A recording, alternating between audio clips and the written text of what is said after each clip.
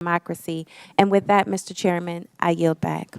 Thank you very much. Chair recognizes Ms. Green for 5 minutes. Thank you, Mr. Chairman. Mr. Baker, Ms. Gaddy, Mr. Roth, and Ms. Navaroli, you can consider your speech canceled during my time because you canceled mine. You see, you permanently banned my personal Twitter account, and it was my campaign account also. So let's talk about election interference, shall we? January 2nd, 2002, you permanently banned my Twitter account. This was the account that I would put my campaign ads on, raise money on, fight back when attacked with lies, and be able to talk to my voters in my district. But you banned it. And then let me explain. My account was not reinstated until November 21st, 2022. That was after my election on November 8th. You know, at your company, or your former company, where you worked, Twitter employees, over 98% of them donate to Democrats. So while you coordinated with DHS, the FBI, the CIA, our government, and outside groups to permanently ban, shadow ban conservative Americans and candidates like me and the former president of the United States, President Donald J. Trump, you were censoring and wrongfully violating our First Amendment free speech rights. Guess what? None of you hold security clearances, none of you are elected, and none of you represent 750,000 people like I do. Let's explain. 52 United States Law 10101. No person shall intimidate, threaten, coerce, or attempt to stop any other person for the purpose of interfering with their rights to vote, or to vote as he may choose. You didn't shadow ban or permanently ban my Democrat opponent. No, you did that to me. And that was wrong, and it was against the law. You see, not only that, was it me that you violated my First Amendment rights, you violated countless conservative Americans. These were doctors that were trying to tell the truth about COVID, doctors that were having success treating people with ivermectin that you all would not allow to be talked about on your platform.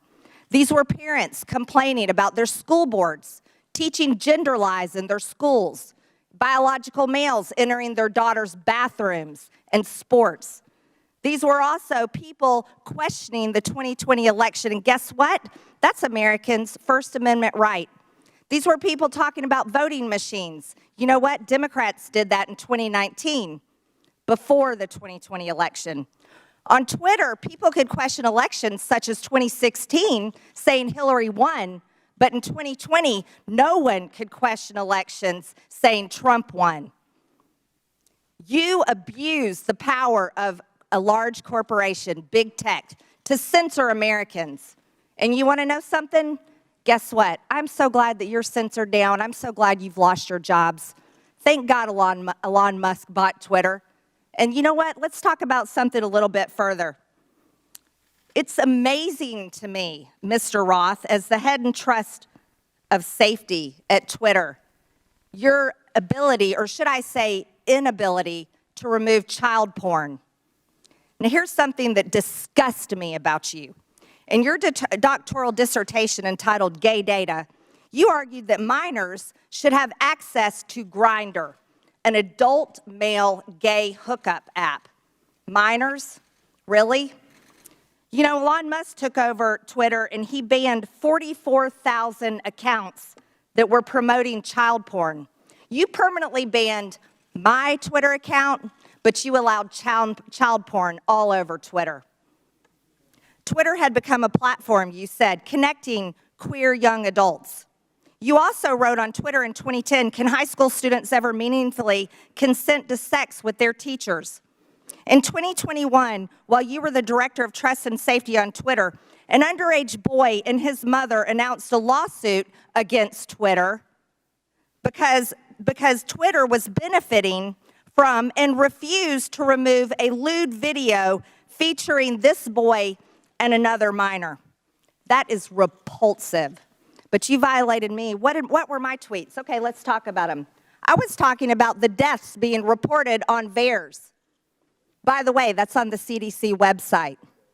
I was also saying that I didn't think any entity should enforce a non-FDA approved vaccine or mask. Guess what? A lot of people agreed with me, but you called that COVID misinformation. By the way, I'm a member of Congress and you're not. I also said the controversial COVID-19 vaccines should not be forced on our military. You want to know something? Republicans stopped that in the NDAA. Ladies, time has expired. And your time has expired. I yield back. Thank you, Mr. Chairman. Chair recognizes Mr. Gomez. Thank you, Mr. Chairman. Mr. Roth, please explain to us why Ms. Marjorie Taylor Greene, or the representative from Georgia, was removed from Twitter. Thank you for the question, Congressman. My recollection is that her personal account was banned from Twitter after repeated written notices due to repeated violations of the Twitter rules. Can you add a little specificity to the violation of the Twitter rules? Yes. Again, I didn't have access to my Twitter email, documents, anything that would have let me prepare to answer that in more detail, but my recollection is that the Congresswoman repeatedly violated Twitter's policies about sharing misinformation about COVID-19. She received multiple written warnings about that conduct. She received multiple timeouts related to that conduct. And then ultimately, consistent with the written and published policy, those repeated violations resulted in her account being permanently suspended. Mr. Chairman, so in essence, I'd like to take a point of personal privilege. It's still my time. We'll stop. Still my clock. It's still my time. Mr. Chairman. Point of order by Mr. Raskins. Yeah, I don't believe that members of this committee have the right to interrupt someone's testimony because their Point name of was personal mentioned. privilege. And- You were mentioning my name, Mr. Raskin. Yeah, no, I understand, but that's not the rule, Ms. Green. I don't think a member. That is the rule in Congress. Well, then I'd like we can take a point I'd like of the personal parliamentarian to privilege. rule on whether any member of this committee has the right to interrupt a witness's testimony because they mentioned the name of a member of Congress. You mentioned my name, Mr. Raskin. Yeah, I'm not testifying. Chair recognizes Ms. Green. Thank you, Mr. For your Chairman. point of privilege, very briefly. Thank you. For Mr. Roth, who made you in charge of what is true and what's not true? We'll, Does she get to reopen her question? no, Okay. we'll go back to Mr. Gomez and